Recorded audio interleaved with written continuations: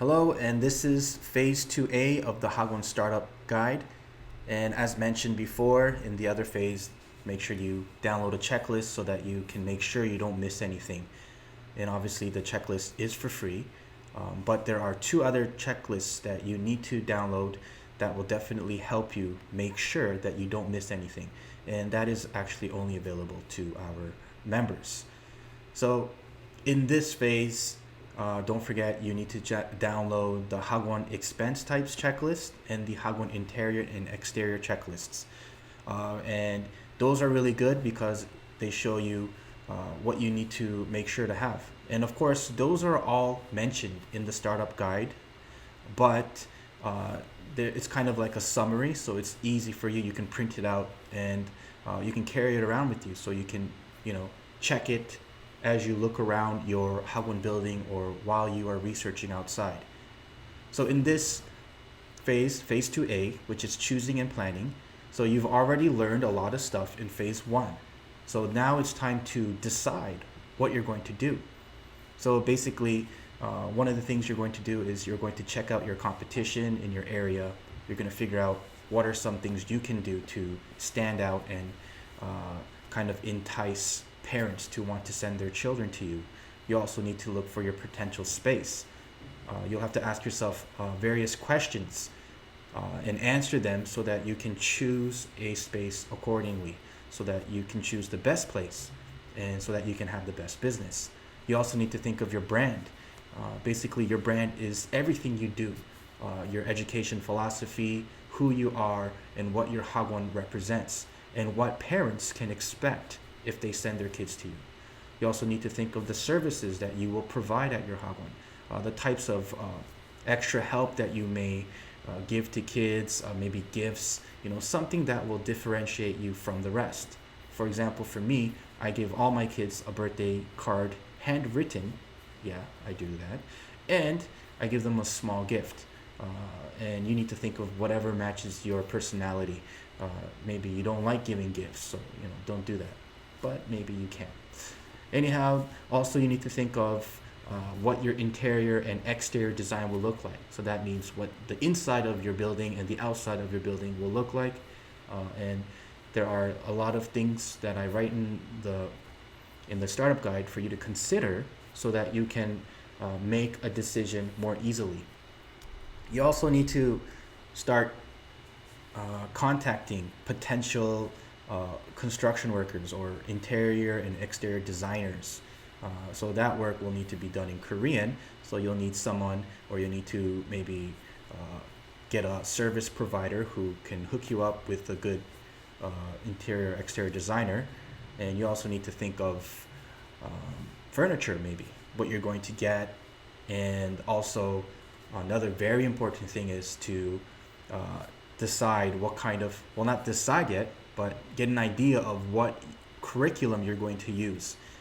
Curriculum meaning what you will teach, what kind of materials you will have, and also types of work that you'll do at your school. And of course, every single phase and step is important. And in this phase, we're focusing on making choices, right? So phase 1 was we were learning, and phase 2 is pretty much we're making some choices, but it's not really finalized yet, so we can always change things. And another thing is, as you do your Hagwon business, I'm in my 4th year pretty much, and you're going to make changes. I mean, I'm still making changes, and I'm just entering my 4th year. And even the biggest Hagwons, they make changes all the time. So it's not going to be like a one-time thing. So don't be disappointed if you're like, oh, I got it wrong and whatever, and don't fight with your partner about things being wrong and making mistakes, because you will make mistakes. I mean, that's all part of business, and you will lose students. That's all part of it. So, but for now, just choose what you think is best for you, and that will also be best for the people in your neighborhood, and then you'll adjust. That's just the way it is. All right, well, good luck in choosing. Okay, so now you should be checking phase 2B kind of at the same time as this phase 2A.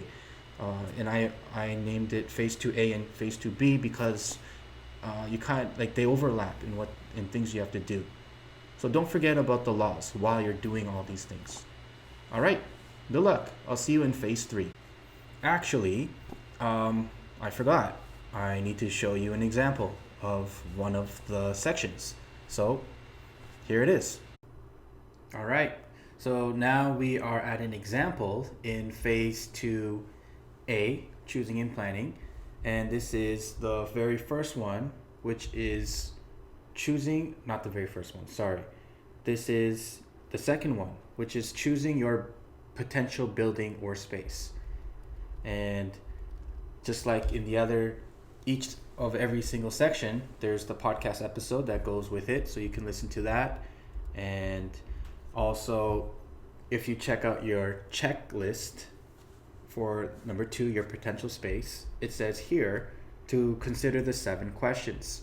So these 7 questions I've asked you, and these 7 questions are, they take into account the laws, also types of businesses, and also things that will help you to market as well, but mainly the laws. So like for example, number 1, are there any loud businesses nearby? And then I gave an example, what's up? And then I kind of share my commentary after being in my location for a year. A violin Hagwon moved next door. Yes, like right beside me. And the sound travels through the wall sometimes, and that's not really good for business. But you know, you need to figure out which battles to fight and how to find compromises and such.